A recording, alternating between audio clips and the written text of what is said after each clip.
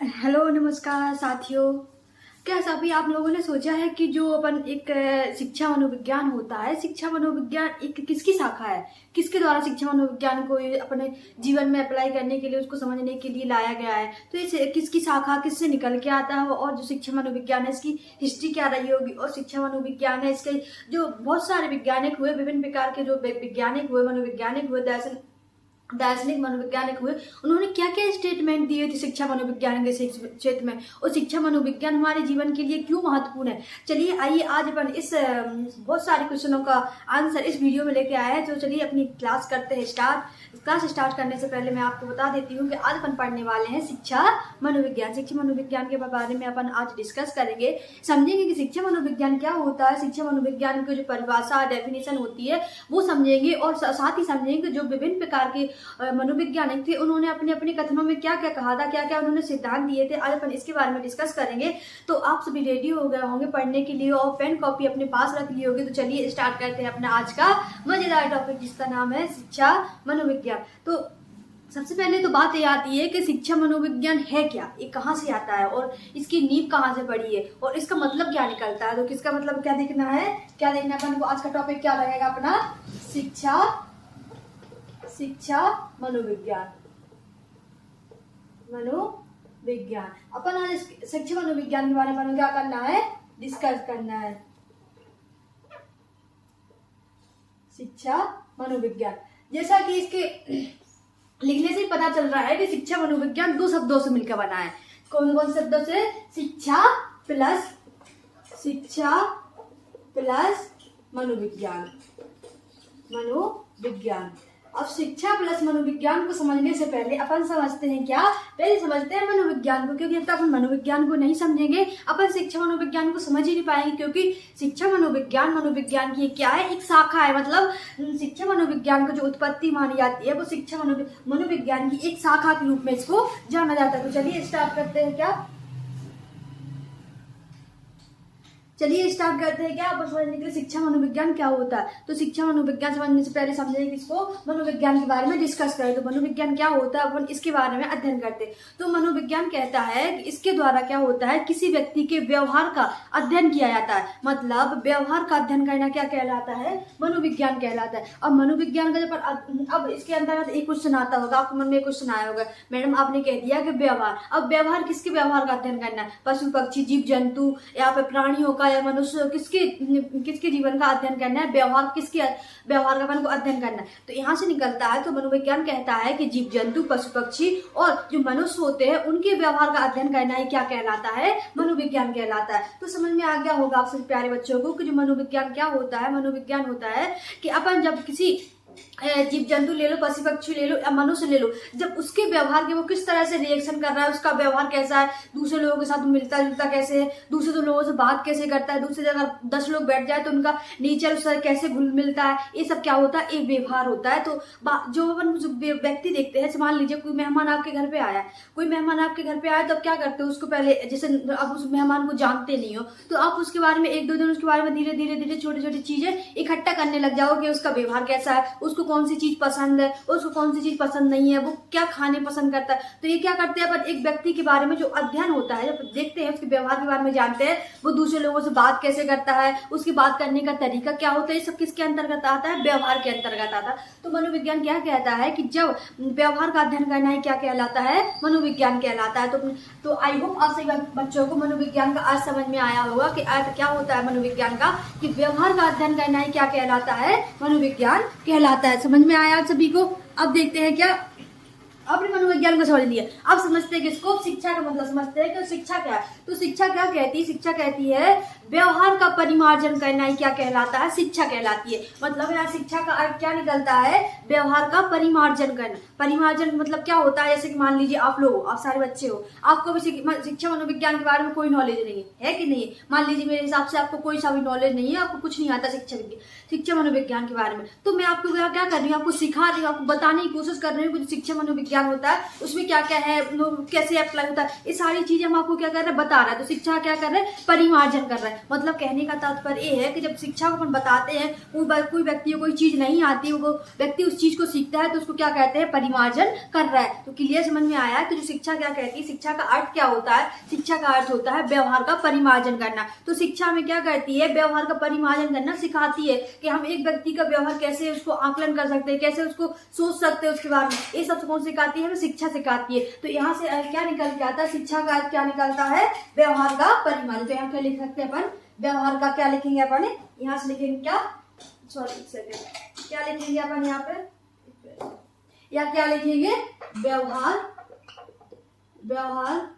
का परिमार्जन करना शिक्षा का अर्थ है, शिक्षा व्यवहार का परिमार्जन, इतना लिख लो ठीक है। यहाँ पे क्वेश्चन या क्या करना, शिक्षा का अर्थ क्या निकलता है, यहाँ पे शिक्षा का अर्थ है व्यवहार का परिमार्जन करना। और मनोविज्ञान का अर्थ क्या निकलता है, यहाँ पे मनोविज्ञान कहता है व्यवहार का अध्ययन। तो यहाँ से आप देखो शिक्षा मनोविज्ञान की जो डेफिनेशन है, डेफिनेशन क्या बन जाती है यहाँ से कि व्यवहार का परिमार्जन करने के लिए व्यवहार का अध्ययन करना ये क्या कहलाता है, शिक्षा मनोविज्ञान कहलाता है। समझ में आया कि व्यवहार का, अब व्यवहार आपको समझ में आया, मैंने व्यवहार बता दिया। अब परिमार्जन क्या होता है, किसी चीज को सीखना, उसको ही क्या कहते हैं अपन, व्यवहार। तो क्लियर हुआ, समझ में आया। तो क्या कहते हैं, इसकी परिभाषा क्या हो जाती है, शिक्षा मनोविज्ञान की डेफिनेशन क्या बन जाती है यहाँ पे, शिक्षा मनोविज्ञान। अब इसकी डेफिनेशन क्या बन जाती है, व्यवहार का, ऐसे लिखो शिक्षा मनोविज्ञान, लिखो यहाँ पे शिक्षा मनोविज्ञन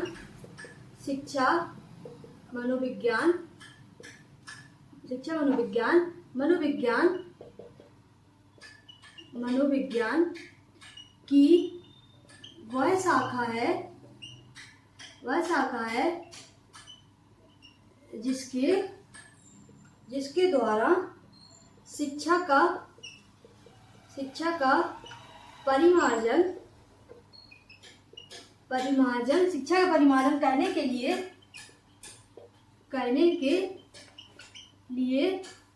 व्यवहार का क्या किया जाता है, अध्ययन किया जाता है। क्या किया जाता है, अध्ययन किया जाता है।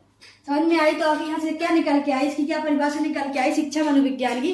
शिक्षा मनोविज्ञान कहता है कि मैंने क्या बताया, पहले शिक्षा का आपको अर्थ बताया कि शिक्षा का अर्थ क्या होता है, व्यवहार का परिमार्जन करना। मतलब किसी को व्यवहार को सीखना, कोई चीज अपन को नहीं आती है उसको सीखना ही क्या कहलाता है, व्यवहार का परिमार्जन। मतलब ये क्या कहलाता है, मार्जन कहलाता है। आई होप आप सभी को समझ में आया होगा शिक्षा का परिमार्जन का मतलब क्या निकलता है। मतलब यहाँ से निकलता है कोई चीज आपको नहीं आती है, समझ लीजिए कोई भी फील्ड में ले लीजिए, आप कोई सा काम करना नहीं आता, आप उसको सीख रहे हो, ये क्या कहलाता है, शिक्षा का परिमार्जन कहलाता है। मतलब व्यवहार का परिमार्जन कहलाता है। तो यहाँ क्या लिखा, जिसके द्वारा व्यवहार का, यहाँ पे शिक्षा नहीं व्यवहार के द्वारा व्यवहार का परिमार्जन करने के लिए व्यवहार का अध्ययन किया जाता है। ठीक है, क्लियर हुआ आप सभी को। और मनोविज्ञान का अर्थ क्या होता है, व्यवहार का अध्ययन करना। आप आई होप आप सब बच्चों को ये शिक्षा मनोविज्ञान की डेफिनेशन है ये समझ में आई होगी। आपके पेपर में आता है कि शिक्षा मनोविज्ञान की परिभाषा सहित व्याख्या कीजिए। 100 या 300 वर्ड में आपको लिखने के लिए आता है, तो आप इस तरह उसको लिख सकते हो, बता सकते हो। पहले हेडिंग डालना शिक्षा मनोविज्ञान क्या होता है। ठीक है,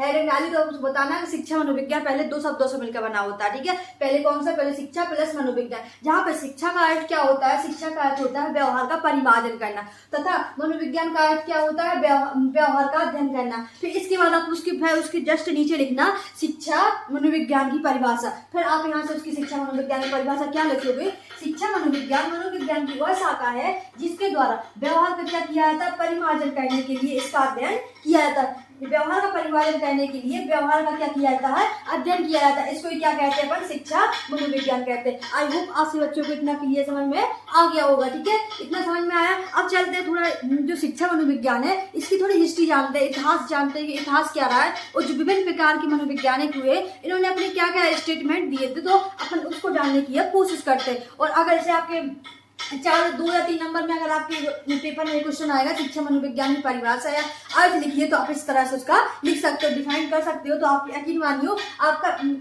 प्यारे बच्चे, आपका एक भी नंबर नहीं काटा जाएगा। ठीक है, क्लियर हुआ आप सभी बच्चों को? तो अपन अब देखते हैं क्या शिक्षा मनोविज्ञान के इतिहास के बारे में समझते हैं कि जो विभिन्न प्रकार के दार्शनिक वैज्ञानिक आए, इन्होंने अपनी क्या क्या स्टेटमेंट दिए और कौन से वैज्ञानिक ने कहा है, बताया कि जो मनोविज्ञान होता है कि किसकी शाखा है, किसके द्वारा मनोविज्ञान का जन्म हुआ है, प्रारंभ हुआ है। तो ये सब अपन डिस्कस करते हैं। तो सबसे पहले एक वैज्ञानिक आया जिनका नाम था कॉलसेनिक मनोवैज्ञानिक ने कहा था कि ईसा पूर्व में 5वीं शताब्दी में जो मनोविज्ञान का प्रारंभ हुआ था, जो यूनानी दार्शनिक थे उनके द्वारा इनका प्रारंभ माना जाता है। मतलब एक कौन वैज्ञानिक थे, एक मनोवैज्ञानिक कौन थे? कॉलसेनिक। कौन से मनोवैज्ञानिक थे? मनोविज्ञान इन्होंने क्या बताया था? इन्होंने कहा था कि 5वीं ईसा में 5वीं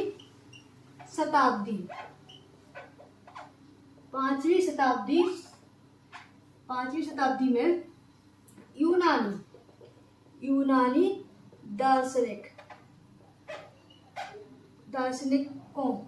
दार्शनिकों के द्वारा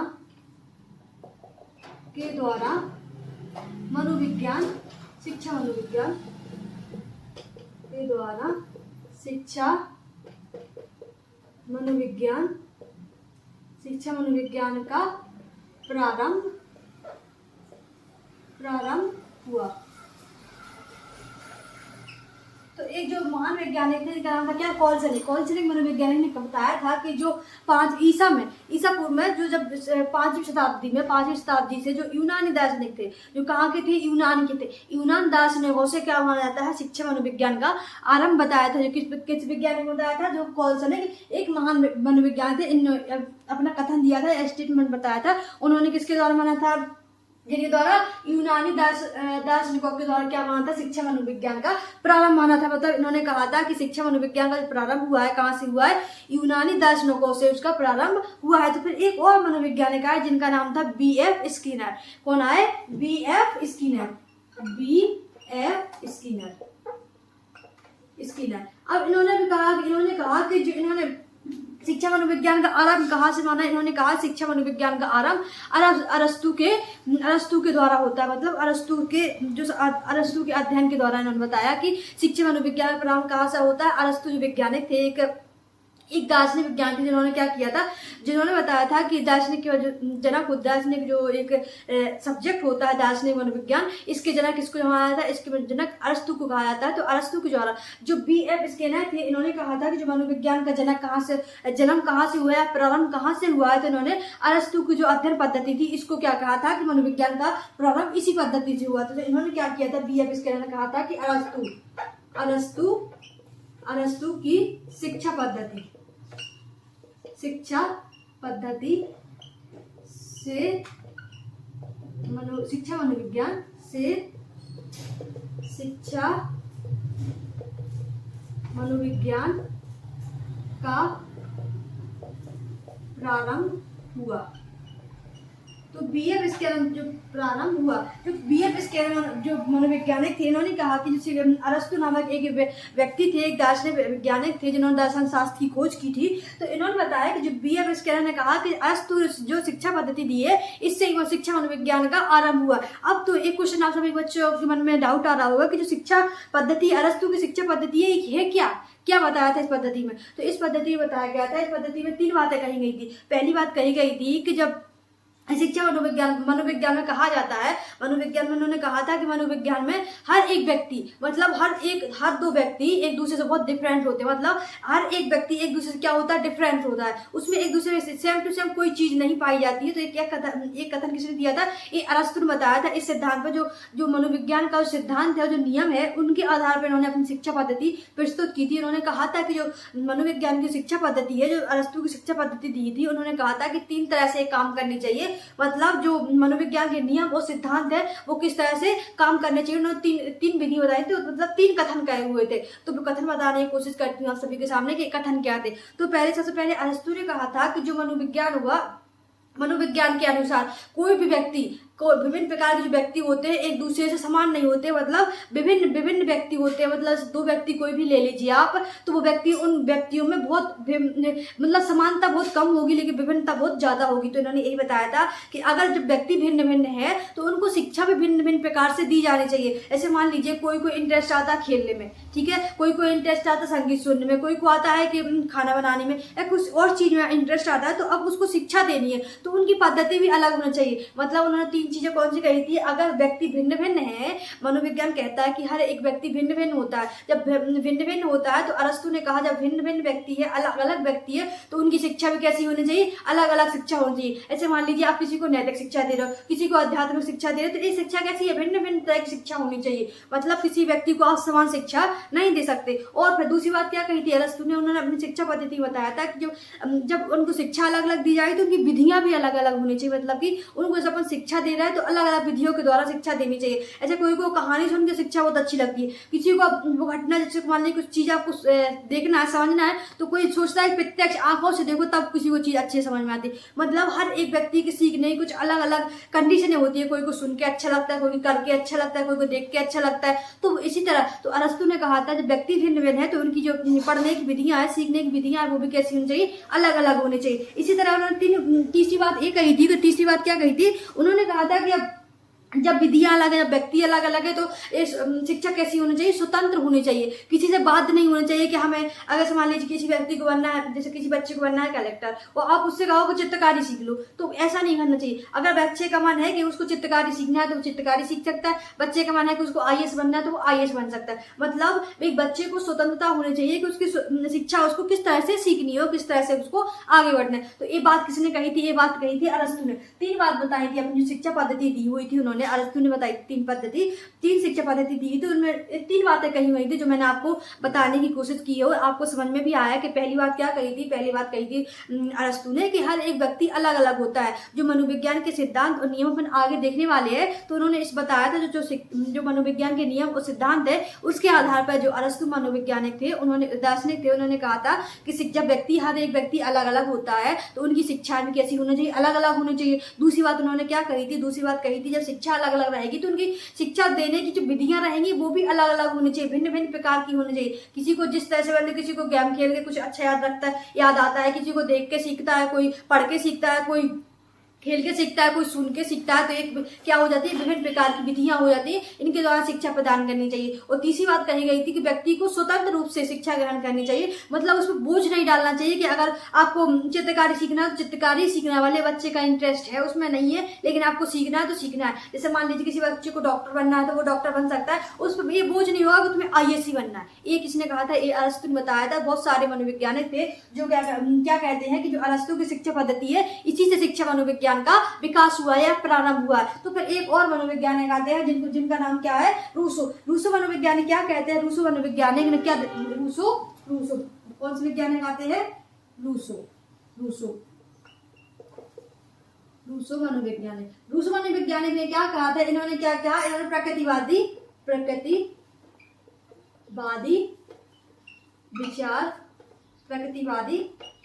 विचार धारा को क्या कहा, प्रकृतिवादी विचारधारा को शिक्षा मनोविज्ञान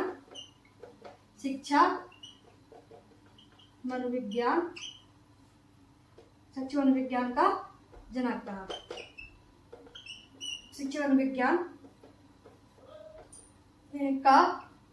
मनोविज्ञान को प्रारंभ शिक्षा मनोविज्ञान क्या हो, प्रारंभ। मतलब एक जो मनोवैज्ञानिक आए दूसरे BF स्किनर के बाद कौन सा मनोवैज्ञानिक आए, रूसो मनोवैज्ञानिक आए। इन्होंने क्या कहा, इन्होंने एक विचारधारा प्रस्तुत की, किसको, कौन सी विचारधारा प्रस्तुत की, प्रकृतिवादी विचारधारा प्रस्तुत की। और इन्होंने कहा कि जो शिक्षा मनोविज्ञान का विकास कहाँ हुआ, कहाँ से प्रारंभ हुई, तो प्रकृति के द्वारा शिक्षा मनोविज्ञान का विकास हुआ है।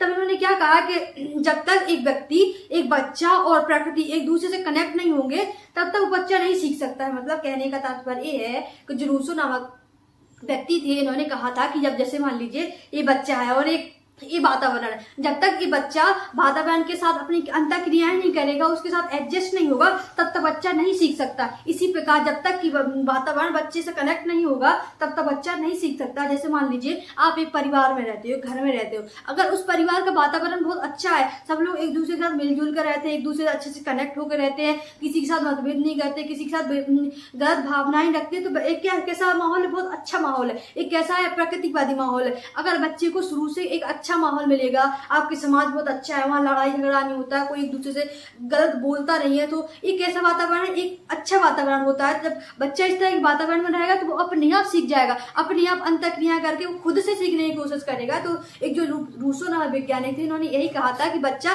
खुद से अंतःक्रिया करके सीखेगा। इसको क्या कहते हैं, प्रकृति विचारधारा। मतलब बच्चे को प्रकृति में ऐसा खुला छोड़ दीजिए, उसको बोझ मत डालिए किसी चीज का, कि उसको प्रतिबंधन मत लगाइए, उसको खुद अपने आप से सीखने के लिए वो खुद से सीखेगा। यही विचारधारा किसने प्रस्तुत की थी, ये विचारधारा प्रस्तुत की थी रूसो, एक मनोवैज्ञानिक थे। इन्होंने कहा था कि जो प्रकृतिवादी विचारधारा है, इसके आधार पर ही किसका जन्म हुआ है, शिक्षा मनोविज्ञान का प्रारंभ हुआ है। इस तरह विभिन्न प्रकार के मनोवैज्ञानिकों ने अपने अपने स्टेटमेंट दिए थे और बताया था कि शिक्षा मनोविज्ञान है किस तरह से इनका प्रारंभ हुआ है। आई होप आपसे बच्चों को ये समझ में आया होगा कि अपन ने कितने वैज्ञानिक, 3 वैज्ञानिकों के बारे में समझा। ये आपके एग्जाम की दृष्टि से बहुत ही महत्वपूर्ण है। और अगर आपके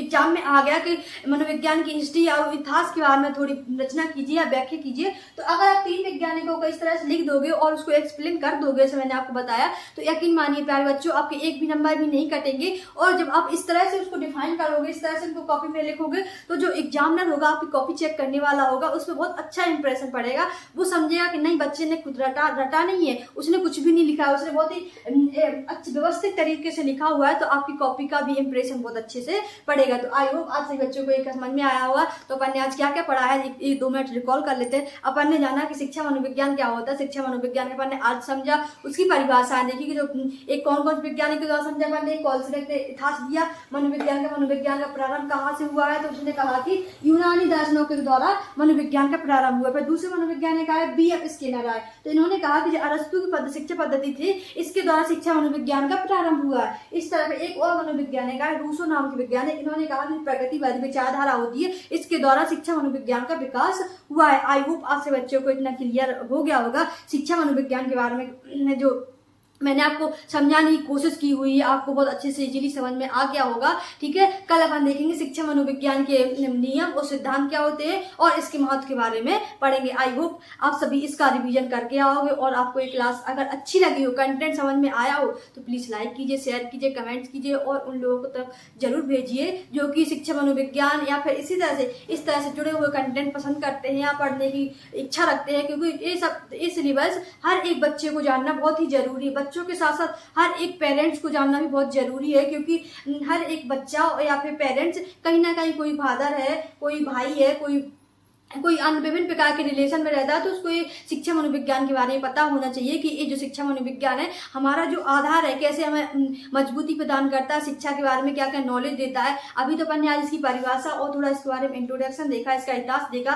कल अपन जब इसके नियम और सिद्धांत समझेंगे तब ये जो टॉपिक रहेगा शिक्षा मनोविज्ञान और महत्वपूर्ण हो जाएगा, क्योंकि ये पूरा किससे कनेक्टेड, पूरा शिक्षा मनोविज्ञान से। पर अभी अपन इसके अंदर पढ़ेंगे क्या, बाल विकास के बारे में जानेंगे। तो अपन कल इसके बारे में थोड़ा और आगे डिस्कस करेंगे। तब तक के लिए आप सभी को इसका रिवीजन करना है, एक बार खुद से पढ़िए, खुद से इसका रिवीजन कीजिए और देखिए कि आपको यहाँ पे कहाँ पे डाउट आ रहा है, कहीं पे दिक्कत आ रही हो तो प्लीज कमेंट करना कि इस चीज में दिक्कत आ रही है, तो मैं आप उसका भी सॉल्यूशन आपको प्रदान करने की कोशिश करूंगी। तब तक के लिए कल अपन मिलते हैं इसी टाइम पे, तब तक के लिए थैंक यू सो मच।